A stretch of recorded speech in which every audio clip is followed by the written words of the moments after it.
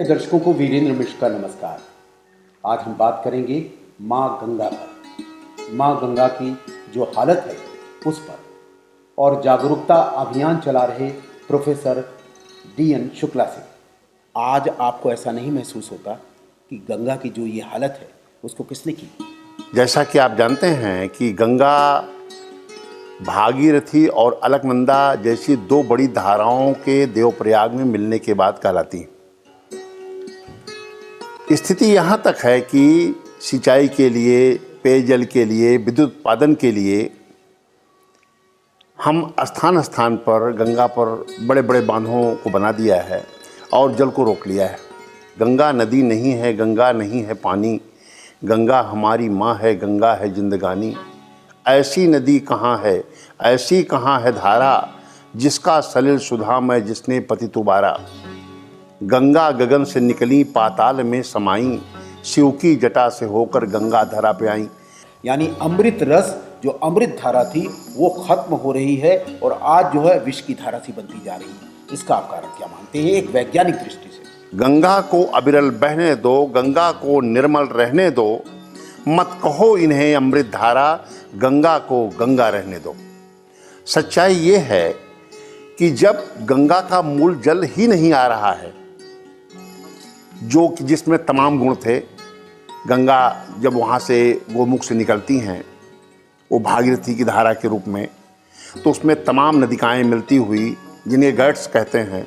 उसके बाद केदार गंगा, जथ गंगा, फिर भिलांगना की बारी आई और भिलांगना के पास ही आपने एक टेहरी डैम बना लिया, पूरा का पूरा जल वहाँ कर लिया। सबसे बड़ी दुखद बात तो ये है कि वो जल वहीं बांध दिया गया। जल के बंधने पर उसके करीब करीब सभी प्राकृतिक गुण खत्म हो जाते हैं।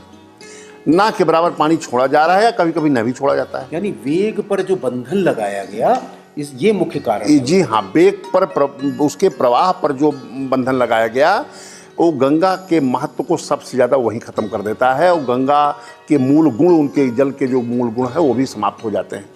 और सबसे बड़ी बात तो यह है कि दो बड़ी धाराएं, भागीरथी और अलकनंदा, जिन्हें माँ और बेटी के मिलन की बात कही जाती है, उसमें सैकड़ों धाराएं मिलती हैं। दूध गंगा, गरुण गंगा, गौरा गंगा, धौली गंगा, विष्णु गंगा, इस तरह की तमाम धाराएं हैं। तो उन तमाम धाराओं को धीरे धीरे अलग किया जा रहा है और देवप्रयाग के बाद जो धारा आगे बढ़ती है, भागीरथी और अलकनंदा के मिलने के बाद, उसको आप गंगा का रूप देते हैं। लेकिन वो भी आगे बढ़ने के बाद, जैसे आपके हरिद्वार में आती है, तो हरिद्वार में फिर वहाँ पर बांध बना हुआ है और पंडित मदन मोहन मालवीय के प्रयत्न से वहाँ पर एक छोटी सी धारा जोड़ी गई। अंग्रेजों ने इस बात को मान लिया था, उनके आंदोलन को, जिसको कि हम नील धारा कहते हैं। थोड़ा सा पानी उससे निकलता है, वही मूल गंगा मानी जाती है। बाकी पूरा का पूरा जल अपर गंगा नहर, मध्य गंगा नहर में डाल दिया गया। कुल मिलाकर के वो जो ऊपर का हिमालय का जो जल है, जिसमें कि तमाम खनिज घुले हुए हैं, जिसमें तमाम जड़ी बूटियां घुली हुई हैं, वो वहीं इकट्ठा कर दिया गया, जिसका पूरा वरदान प्राप्त हुआ है, मतलब जो लोगों के लिए वरदान है, वो जल वहां तक समाप्त हो जाता है। और उसके बाद फिर आता है कौन सा? नगरों का गंदा जल, विषैला जल।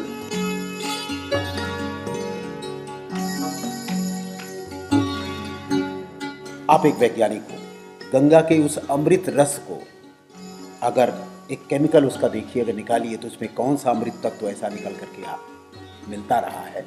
एक बैक्टीरियोफेज पाया जाता है। वो एक वायरस है, विषाणु है, जो जितने भी हानिकारक जीवाणु, जिन्हें बैक्टीरिया कहते हैं, जो गंगा में पलते हैं, प्रजनन करते हैं, वह उनके सेल में प्रवेश करके अपना प्रजनन करता है और उनको नष्ट कर देता है। आज दुर्भाग्य की बात है कि उनकी संख्या में भारी गिरावट आई है, कमी आई है। और कमी आना स्वाभाविक है, क्योंकि जब गंगा जल ही नहीं तो कैसे बनेंगे वो? माँ गंगा तुम्हें पुकार रहे, हम तेरी राह निहार रहे, अब स्वयं करो रक्षा अपनी, हम सारे भक्त लबार रहे। यानी अब हम निराश हो गए, कुछ नहीं कर सकते। दूसरा, फिर मैंने उनका आह्वान किया। अब चूंकि मगरमच्छ और घड़ियाल, माँ गंगा का जो सुंदर स्वरूप बताया जाता है वो ये है कि मगरमच्छ इनकी सवारी है, मगरमच्छ और घड़ियाल।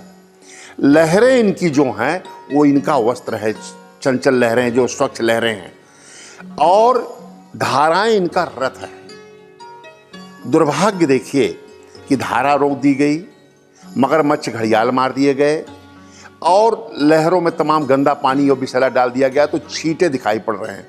तो एक तरह से माँ गंगा को पैदल कर दिया गया है और धीरे धीरे धीरे धीरे करके चल रही हैं। वो मोक्षदायिनी धीरे धीरे अपने ही मोक्ष की परिकल्पना कर रही हैं।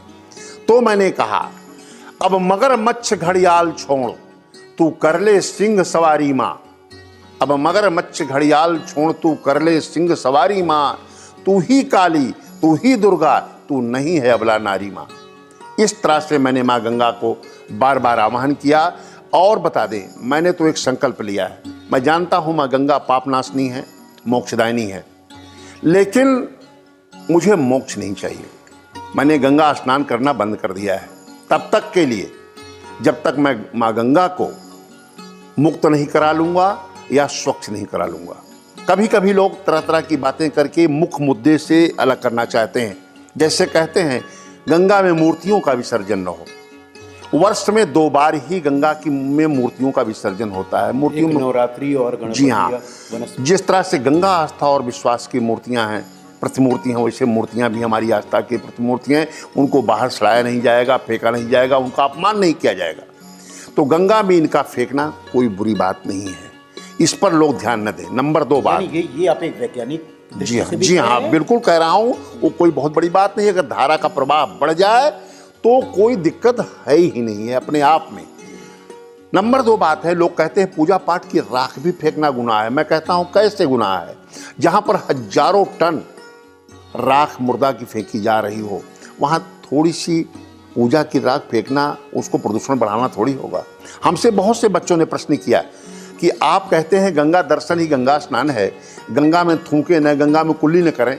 हमने कहा सच्चाई ये है कि जब हम ये संकल्प लेंगे कि हम उसमें गंदे कपड़े नहीं धोएंगे, उसमें कुल्ली नहीं करेंगे, इस तरह की बात जब हम करेंगे। दर्शकों की ओर से डॉक्टर साहब आपको बहुत बहुत धन्यवाद।